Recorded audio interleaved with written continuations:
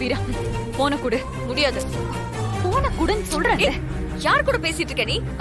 அவனுக்கு தானே கால் பண்ணிட்டு இருக்க. நீ போடுற பிளான் எல்லாத்தையும் எக்ஸிக்யூட் பண்றது தானே அவனை வச்சிருக்க. வீரா போன குடுன்னு சொன்னேன். கண்மணி இங்க பாரு கண்மணி, நீ என்ன மறைச்சாலும் அது எல்லாமே எனக்கு தெரியும்.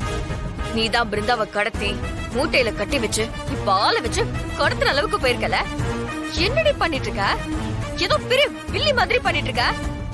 அவன் கூட பிறந்த தங்கச்சிடி, அவளையவே கடத்து வந்துட்டியா? இங்க பாரு வீரா, நான் பிருந்தாக்கு நல்லதுதான் பண்றேன். எது நல்லது? எதிரி நல்லது? அவளை இப்ப மூட்டையில கட்டி கடத்திட்டு போனாங்களே, அது நல்லதா? உனக்கு என்ன பிரச்சனை? இந்த கல்யாணம் நடக்க கூடாது இல்லையா? ஆமா, இந்த கல்யாணம் நடக்க கூடாதுதான். உனக்கு பிடிக்கலங்கிறதுக்காகலாம் இந்த கல்யாணத்தை நிறுத்திட முடியாது. உனக்கு தான் நல்லது எதுவுமே பிடிக்காது. நீ சொல்றது எல்லாத்தையும் கேட்டுட்டு இருந்தோன்னு வச்சுக்கோ, ஏன் இங்க இருக்கிற எவனுமே சந்தோஷமா இருக்க முடியாது. இத பாரு கண்மணி, இந்த சரி தப்பு எல்லாத்தையும் தாண்டி பிருந்தா கார்த்திய ரொம்ப லவ் பண்றான்.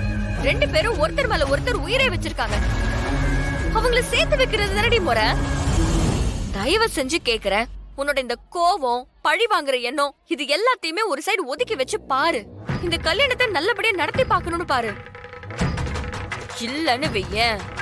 என்ன என்னடி பண்ணுவ?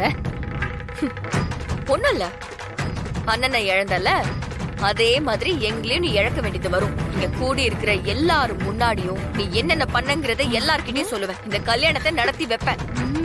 அதுக்கப்புறம் உனக்கு லைஃபே இல்லாம போயிடும் கண்மணி. வீரா என்ன மிரட்டுறியா? நான் மிரட்டலாம் இல்ல. நீ மிரட்டல் உருட்டலுக்கெல்லாம் பயப்படுற ஆள் கிடையாது கண்மணி. நான் என்ன செய்வனோ அதை தான் சொல்றேன். கண்மணி, நான் தெரியாம தான் கேக்குறேன், இந்த குடும்பத்துல உனக்கு என்னடி குறை? மாமா உன் மேல அவ்வளவு பாசம் வச்சிருக்காரு. ராகவன் மாமாவை கேட்கவே வேணாம், உன்னை தங்கமா வச்சு தாங்குறாரு. நீ என்ன செஞ்சாலும் ஏன் எதுக்குன்னு கூட கேட்க மாட்டாரு. இதுக்கு மேல என்னடி வேணும்? அக்கா தங்கச்சிங்க எல்லாருமே ஒரே குடும்பத்துல வாழ்றதெல்லாம் எவ்வளவு பெரிய குடுப்பனம் தெரியுமா?